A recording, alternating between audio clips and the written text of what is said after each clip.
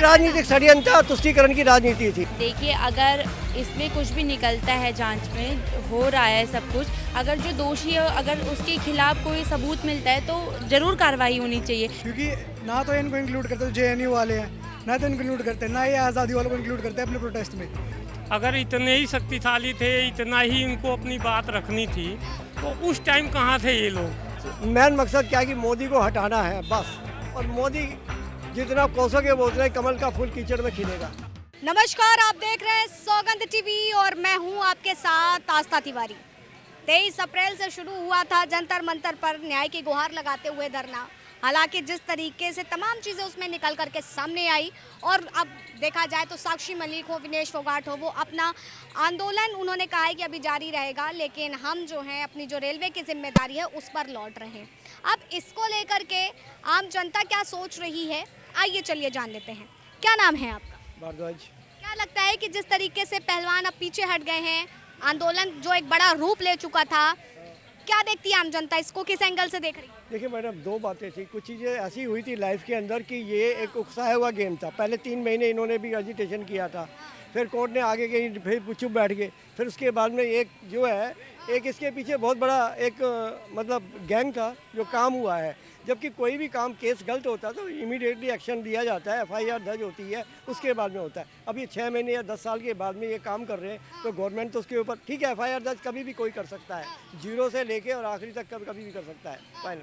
मगर इन लोगों ने करी, बाकी सुप्रीम कोर्ट के बारे में ठीक है एफआईआर दर्ज, मगर जाके हाई कोर्ट में जाके पहले बात करो, बाद में करेंगे। तो ये सब क्या था।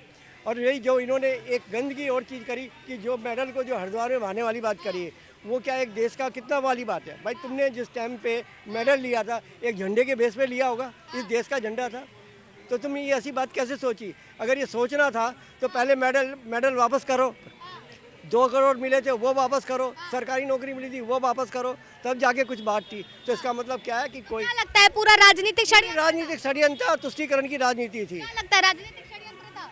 ऑफ कोर्स, क्योंकि अगर इनको राजनीति नहीं करनी होती तो ये मेन इन्होंने ना जो एक्यूजेशंस लगाए ना इसके ऊपर, क्या नाम है उसका, अभिषेक, उसके ऊपर जो एक्यूजेशन लगाए उनके साथ इन्होंने ये बोला है कि हमें ये वाला लॉ हटाओ, एक तो कि हमें जूनियर रेसलर्स का वो रेसलिंग करनी पड़ेगी।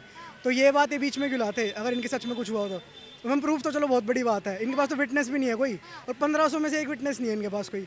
अब इन्होंने पॉस्को एक्ट लगाया था वो वापस ले लिया इन्होंने, वापस तो क्या लिया, I think they had to take it back, क्योंकि उनके पास कोई प्रूफ्स नहीं थे। तो definitely I don't think so it's a real protest. क्या लगता है, आप एक महिला हैं, पॉक्सो एक्ट के तहत जो बयान दर्ज हुआ था उस महिला ने भी अपना बयान दर्ज कर लिया और आज साक्षी मलिक ने अपने इन तीनों जो पहलवान मेन रोल में थे उन्होंने अपनी जॉब पे लौट आए। क्या लगता है?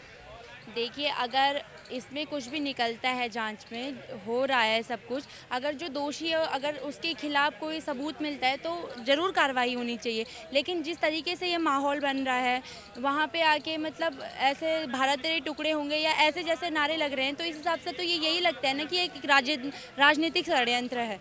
यस मैम, क्योंकि ना तो इनको इंक्लूड करते जो जेएनयू वाले हैं, ना तो इनको इंक्लूड करते, ना ये आज़ादी वालों को इंक्लूड करते हैं अपने प्रोटेस्ट में, क्योंकि इनका प्रोटेस्ट बिल्कुल प्योरीफाइड होना चाहिए, बिल्कुल। इसमें सारा ये था पूरा एक राजनीतिक षड्यंत्र के तहत ये तमाम लोग इसमें मिले। बाकी देखो मैम 100% तो कोई कुछ भी नहीं कह सकता, क्योंकि बड़े आदमियों पे केस तो होते नहीं, तो सबको पता है। तो क्या पता उसने कुछ करा भी हो, लेकिन 1500 अगर लड़कियां थी तो एक तो एविडेंस होना चाहिए था, विटनेस तो होना चाहिए था, कोई एविडेंस चाहे ना होता तो मैम हो सकता है। क्या लगता है आपको, साक्षी मलिक को सब वापस लौट गए हैं? ये सारे स्टंट हैं। बीजेपी के अपोज में इनके पास और कुछ है नहीं। अगर इतने ही शक्तिशाली थे, इतना ही इनको अपनी बात रखनी थी, तो उस टाइम कहाँ थे ये लोग जब ये घटनाएं हुई? आज जब इलेक्शन सर पे है, नरेंद्र मोदी जी अपनी तीसरी हैट्रिक मारने के चक्कर में हैं, इस समय ये सारी घटनाएं याद आ रही हैं। इससे पहले कहाँ लोग थे? ये तो आज की हाल फिलहाल की है नहीं, ये सारे स्टंट हैं कांग्रेस के, और ये छोटे स्टंट हैं। जी हाँ, कांग्रेस के साथ साथ सारे लोगों के हैं। ये पंचायतें हैं, मैं इनकी इज्जत करता हूँ, लेकिन ये पंचायतें उस समय कहाँ थीं? ये विक्टिम उस टाइम कहाँ थे जब इनके साथ ये घटनाएं हुई? ये तो आज विरोध करने की तो वो है नहीं, और उसको भी रखना है। जिस तरीके से आरोप लगाए गए यौन शोषण के, हालांकि ये जो मामले हैं बहुत गंभीर मामले हैं। देखिए मैडम, ऐसा है कि ऐसा कोई वो नहीं था। उस टाइम का एटमॉस्फेयर भी ऐसा था कि अपनी बात वो बेबाकी से रख सकते थे। ये घटनाएं जबकि भी हैं, आई थिंक ये 2-4-5 साल की घटनाएं नहीं हैं, इससे पहले से हैं। उस समय ये लोग क्या कर रहे थे, आज जब इलेक्शन डिक्लेयर हो गया है तो तब इनको सारी चीज़ें याद आ रही हैं। जी हाँ, चुनावी मुद्दा लगता है। ये जो है प्रयोग था। शाहीन बाग क्या था, वो भी प्रयोग था। तो ये इस तरह सब चलते रहेंगे हमारे जैसे। बस यही है कि किसी तरह मेन मकसद क्या है कि मोदी को हटाना है बस। और मोदी जितना कोसोगे वो उतना ही कमल का फूल कीचड़ में खिलेगा। क्या लगता है मोदी जी को हटाने के लिए सारा सब?